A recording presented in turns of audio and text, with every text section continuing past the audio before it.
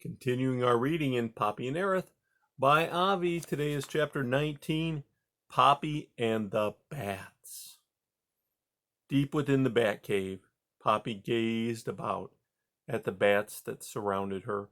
Bent over, wings folded up to their ears, they returned their scrutiny with solemn silence. If there was a smile on any bat face, Poppy did not see it. There was some nervous shuffling among the bats, but not a word was spoken. Then one bat crawled forward. His large, leathery wings were hunched up to his pointy ears, and he waddled with slow, forceful, jerky movements. There was gray about his snout. His flaring nostrils were hairy, and his black eyes were surrounded with wrinkles. Poppy felt inclined to retreat, but she had no place to go. "Miss Poppy," said the bat, speaking slowly in a high, creaking, cracking voice. "I am called Old Wing by my family. On their behalf, I extend a welcome. Being the oldest bat in this community," he continued, "I have the privilege to receive you in our domain. Our inquisitiveness is equaled only by our timidity. It's unusual for us to receive visitors. Indeed, we have never seen the likes of you here before. You say you are a deer mouse?" Poppy nodded. "I am, though Lucy thought I was a moth." Her remark brought a few broad, toothy grins, some nodding, and a few squeaks that sounded like giggles. "Though it was a mistake," said Poppy, relaxing a bit, "my visit has been quite wonderful. It's not often I have such new experiences. Your cave is very beautiful." "Thank you," returned Old Wing with a slight folding and unfolding of his wings. "But why don't you have any visitors?" asked Poppy. "I'm sure others would like to see your home."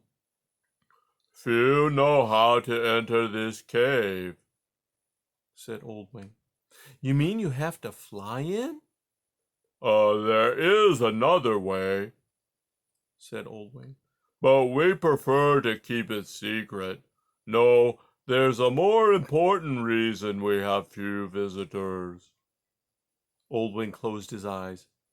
"Miss Poppy," the bat said, speaking with care as he opened his eyes, "the truth is, we bats are not considered good company. Many think we are full of disease, that we are aggressive and dangerous, ugly, blind as a bat, as others say. So good.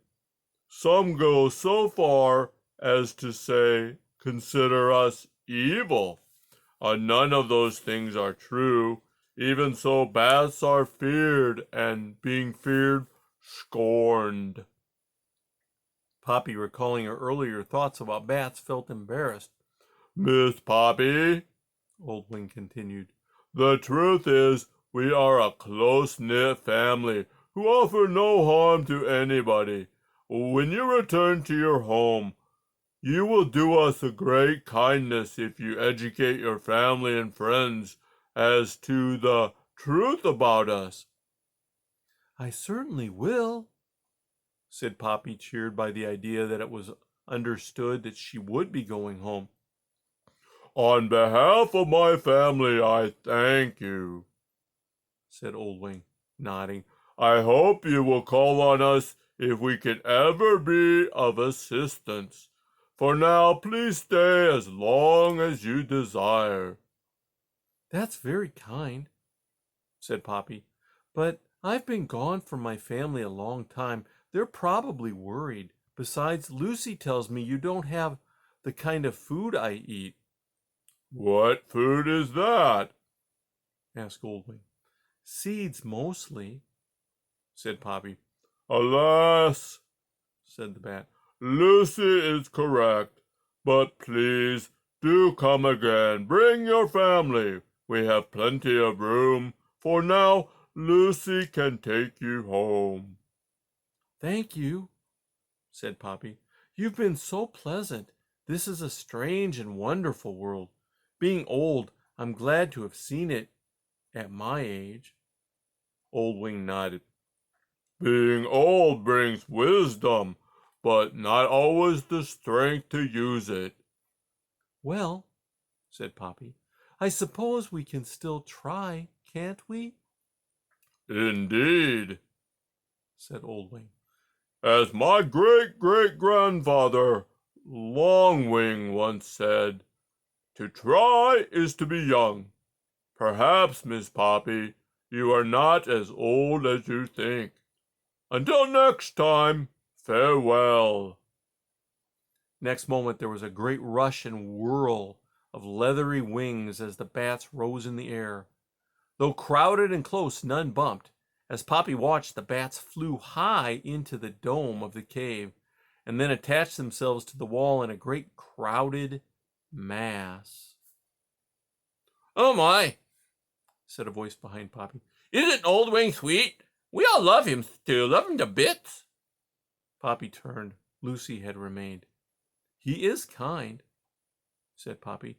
"Lucy, can I really go home now?"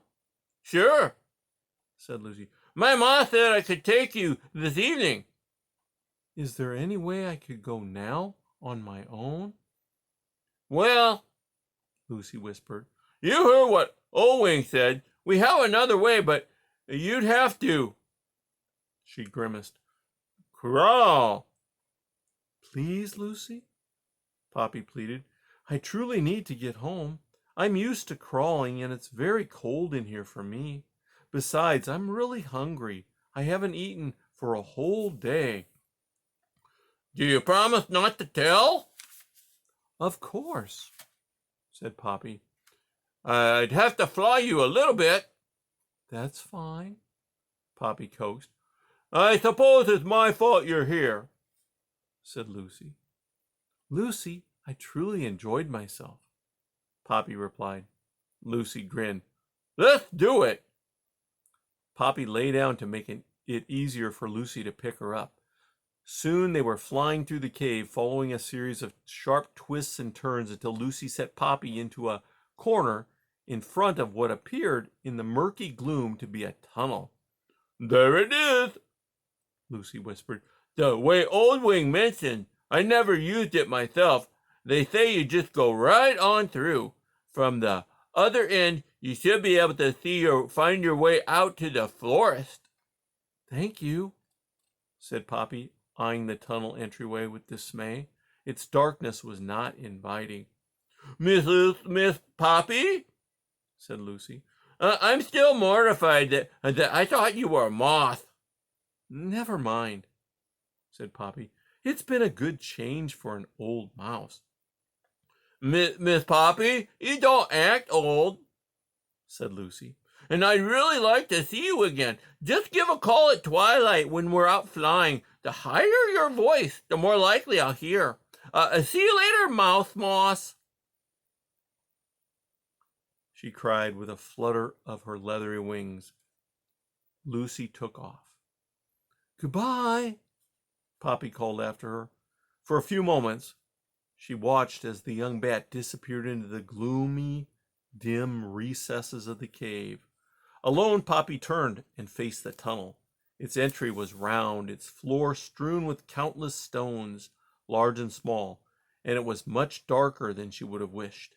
She reminded herself that she really wanted to get home, wanted to see the sun, wanted to eat.